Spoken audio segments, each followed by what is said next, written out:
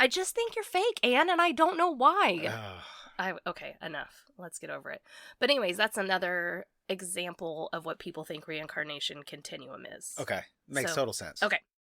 With all of that being said, the very first part of my topic is the murder of Mary Ashford. Never heard of it. Well, it's very old.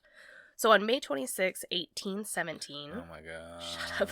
20-year-old Mary Ashford finished up a day of work as a housekeeper for her uncle in Warwickshire, England. So her uncle was a farmer, and she worked on his property, not just as a housekeeper, but kind of she did everything. Okay. Does that make sense? Like, just random tasks. A Janet of all trades. Exactly. So after she finishes up her workday, she heads over to her friend Hannah Cox's house, and the two of them get ready for a party that night together. They had parties back then? They did. Huh. And Mary lived in Erdington. I like it. Shit. That's good. Erdington. That's what we're going with. And she worked in Warwickshire. Okay. And her friend Hannah Cox also lived in Erdington, so she walks from Warwickshire. These are all little tiny, this is the 1800s. Yeah. Little tiny towns. So she walks from Warwickshire, her uncle's farm, over to Hannah's house in Erdington, and the two of them get ready. She has a brand new dress, very excited about this party tonight. It's at a public house, or a pub. Uh-huh. Did you know that's what pubs were? Yeah. Just wanted to make sure. We had that one we would go to, the public house. Yeah. Yeah. And the pub was called Tyburn House. Okay. It's also in Erdington. And this party was a big-ass deal. It was an annual feast. It was a feast and then a dance, but it was going to go all through the night because it was celebrating Whit Monday. What's Whit Monday? I know. I made sure that I looked that up because I knew you were going to ask me. So Whit Monday is also known as the Monday of the Holy Spirit. I think it's a UK thing, if I'm going to be honest. I'm not 100% sure because I'd never heard of it. It's the day after Pentecost, which is the Christian holiday celebrated 50 days from Easter. Okay. Okay, so it commemorates the descent of the Holy Spirit upon the apostles. Okay, so it's not just... Okay, that makes total sense. It's not just a random date. No, but it's 50 days from Easter. So it's Yeah. a floating holiday like Thanksgiving because Right. Easter is not always on the same day. Right. Anyways, it's a huge deal here. Uh-huh. All the neighboring towns are going to come to this one pub to eat and then dance all night long. So the girls get ready. She ends up leaving her work clothes at Hannah's, puts on her new dress, and they head over to the Tyburn house. They get there around 7:30, and the party is already in full swing. And there's a guy named Abraham... Lincoln. No. Thornton. Thornton. I want to call him Thornton. But there's an N in it. Thornton. Okay. Abraham Thornton. He's 24 years old. He's described as a well-looking young fellow, but then someone else described him as someone of repulsive appearance. Oh, poor guy. So we're just going to say average looking. Yeah. Thornton sees Mary and asks his friend, like, hey, who's that? And he says, oh, it's so-and-so's sister. And Thornton replies, oh yeah, I already slept with her sister 3 times, and I'm gonna sleep with her tonight or die trying. Oh. Bit of a douchebag. A little bit. Yeah. A statement which, of course, he later denied. But for the rest of the party, Thornton is seen talking to Mary and being very attentive, getting her drinks and whatnot. And she seems to be okay with it. She's smiling, laughing, enjoying his company. So at around 11, Hannah, her friend, is like, I'm ready to fucking go home. Let's get out of here. And she's really hesitant. She doesn't want to leave. She's hanging out with Thornton, having a good time. But he offers to walk them back to Hannah's house. So now Mary Ashford, Abraham Thornton, and Hannah Cox are all walking. Hannah's in the back behind them. Mm-hmm. They're like linked arms, like, yeah. you know, as they're walking. And Mary turns around and says, hey, why don't you go ahead and go home? I'm going to go to my grandfather's house because it's closer to Warwickshire, where her uncle lives. Okay. Hannah said that to her that didn't make much sense because her work clothes were at Hannah's. So she was going to have to come back and get them in the morning and then go back to her uncle's house. Yeah. But she's a bad bitch friend and realizes that maybe she's trying to hook up with Thornton. Uh-huh. So she's like, all right, got it. I'll go home. So as she walks home, Mary and Thornton go the opposite way. So the next time Thornton is seen, it's 2:45 a.m. And a laborer, I hate that word, a dude, a guy, was was just seeing him. Mm-hmm. And he was leaving a friend's house with a woman. Okay. He said that her head was down, so he didn't know if it was Mary Ashford. But that was at 2:45 a.m. Then at 4 a.m., Hannah is awoken to Mary in her room, who's kind of frantic, and she's like, I need to get my clothes because I have to get to work before my uncle goes to the market. It's 4 a.m. I'm assuming her, as a farmer, he probably wakes up hella early. Yeah, so she's trying to get her clothes and go. So Hannah's like, here, she changes into her work clothes and takes off. Right after that, a person who was just leaving the Tyburn house, because this was, like I said, an all-night party, he said he saw Mary walking quickly towards the direction of her uncle's farm. Okay. Now, there's a field she has to cross. It's like a road and then a field she has to cross to get to the farm. But unfortunately, he was the very last person to see Mary alive.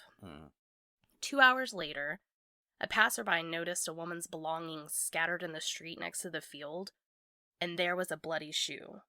So he's like, oh shit, this isn't good. He goes and gets some other people, and he's like, look, I don't know what's going on, but this doesn't look good. Help me search around. Well, just a little ways away, they find, it said a pit, but after reading more and more about it, it's kind of a ditch. Oh, I got you. From in between the street and the field kind of area. Yeah. It's a ditch, and it has a little bit of water in it. Mm-hmm. So a puddle. Yeah. Well, there they find Mary's body. Oh. Face down in this water. And there's like kind of brush. Not covering her completely, but partially covering her. So the people who found her described that there were 2 sets of footprints walking up to that general area where her shoes were left. Mm-hmm. And one looked like a man's set of footprints, and then one were hers, a female set of footprints. And only the male set of footprints walked away. Ooh. So, of course, they go ask around about her. They hear about her time with Thornton. They go and confront him. He admitted that he was with Mary until 4 a.m. He walked her to Hannah Cox's house. Mm-hmm. She put on her clothes, and he took off. He actually went back to the Tyburn party with a friend. But because he was last seen with her, they went ahead and arrested him on the spot. The assistant, now this is 1817. Yeah. So the investigative work here is pretty crazy. The assistant constable interrogated him, but he didn't take notes, and later on he couldn't remember the things that Thornton said. Chance. And also, it's because that constable was hungover as fuck. He was at the Tyburn house. Party. Yeah, 100%. And then at 6 a.m. they're like, there is a murder, and he's like, shit. However, they did remove Thornton's clothes, and they found that he had bloodstains by his underwear. Oh. And he admits, yes, I did have sex with Mary. I did, and that's what the blood was from, I'm assuming, because he said he didn't know it was there before then. Yeah. But after 4, he did not see her. They took his shoes, and when I say they, I don't mean police. Wikipedia said it was factory workers. What? But they took his shoes and went back to the crime scene to compare the footprints, and they said it matched. These factory workers were like, matches, on point. Oh, shit. Yeah. These experts. Absolutely. During the post-mortem exam, they concluded that Mary was drowned. So she was, and it's possibly in that puddle that she was found face down in. Yeah. The only wounds on her were 2 lacerations near her vagina. Oh. The examiner said that it looked like she was a virgin prior to the sexual act that happened that night, but she was also menstruating at the time of her death. Isn't that crazy? Both of our stories? Yeah, that's weird. That is weird. So, both of those things, honestly, being a virgin and menstruating, could account for the bloodstains found on Thornton's underwear. Yeah. So... that adds up. Right, but also if he raped her, he would also... adds up. Yeah. So Thornton was held and was set to go to trial, and the people in the area were dead set on his guilt. I mean, they were making pamphlets. They were writing poems about what happened that night. The public eye can fuck up a case. Well, especially in the 1800s. Yeah. I'm surprised they didn't have, like, pitchforks and shit, but they were dead set that he was guilty as shit, which made it extremely hard to find an unbiased jury. But they did. They started trial, and the court was filled with witnesses. Only men, of course, because the details were too hard for the dainty females. Yeah, you can't hear those things. I mean, never mind that it happens to women, primarily. Right. But they can't be bothered to hear it. So during the trial, the prosecution laid out the theory that Thornton wasn't able to seduce Mary. So knowing that she was gonna have to cross that field to get to work, after leaving her at Hannah's, he lie in wait in the brush. And once he saw her, this is crazy. The autopsy also showed she hadn't had any food in her system. Uh-huh. So they said since she hadn't eaten, right. When he jumped out to attack her, she fainted. What? And so when she fainted, he sexually assaulted her and then dumped her in the ditch, which is how she died.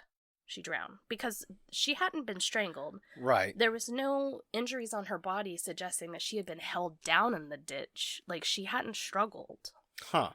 So the prosecution said she fainted and was face down in the ditch. Okay. So the defense cross-examined the factory workers that compared the shoe prints. Oh, the experts. Exactly, and they actually admitted that it had rained pretty hard before they came back, so they were just guessing. Okay. They don't really know if the shoe matched. The medical examiner also was questioned, and he said that there were no defensive wounds on Mary, and the lacerations near her vagina could have been caused by consensual sex. Okay. The defense also brought 11 witnesses to the stand to establish a timeline for Thornton, and one guy had seen him at a farm at 4:30 a.m., 2 miles from the crime scene. Then at 4:50, he also had a conversation with another guy for 15 minutes towards his home. And what all of that meant was that he would have had to chase Mary down, assault her, kill her, and throw her into a puddle, then run 3 miles, or almost 5 kilometers, all within 11 minutes. Whoa, that's quick. Yeah. I don't know that that's possible. I don't think so. Well, after a 6-minute deliberation, the jury found him not guilty. Okay. The town went nuts. Oh, yeah, they already had their mind made up. They went nuts. So Mary's brother appealed the verdict, and Thornton was rearrested on this appeal. I don't know how the fuck things worked in the 1800s. No. Doesn't sound legit. But since he was rearrested, he requested a trial by battle. Oh, they're doing this. They hadn't written that out yet. Okay. And since it was Mary's brother that called him out, he was like, okay, a I'll trial. fight you. Yeah, a trial by battle. And Mary's brother was like, fuck no. So they let him go. Oh. And that's actually why a trial by battle is written out of our really judicial system, was that case. That's interesting. So once he was released, he ended up moving to New York to start over. Okay. Like I said, that's just one piece of my topic. So now I'm going to jump to the other part of my topic, the murder of Barbara Forrest. Okay. On May 26, 1974, exactly 157 years later to the day. Okay. 20-year-old Barbara Forrest went to a friend's house to get ready for a party. Okay. She puts on a new dress and heads to her party in Erdington, England. Oh, okay. Where she lives. Yeah. It was a Sunday night, and the party was being held by a Lutheran church youth movement. For what? Whit Monday. Huh. Which is a floating holiday. Right. So the fact that it's on the same day, yeah, 157 years later. It's a little strange. Okay. Well, Barbara was the national secretary for the youth movement and was heavily involved in the Lutheran church. She also worked at this place called Pipe Hayes Children's Home. So basically like Pipe Hayes? Children's Home. Sounds like a smoke shop. Oh, it does. But the opposite. It was a children's home. Okay. But anyway, she was like a saintly person. Okay, cool. Before heading to the party, she and her boyfriend, Simon Belcher? That's unfortunate. I know. Well, they quickly attend a service at St. Mark's Church. Simon was 21, he was super clean cut and also very involved in the church. And the two of them go to the service, and then they head to that party. They danced, closed down the party, then went to a couple of pubs next to where this church was. Mm-hmm. At 1 a.m., they decided to go home, and Simon walked Barbara to a bus stop so she could catch the number 67 bus home. And that was the last time she was seen alive. Later, Barbara was found in a shallow ditch. She had been raped and strangled to death in Pipe Hayes Park. a plot of land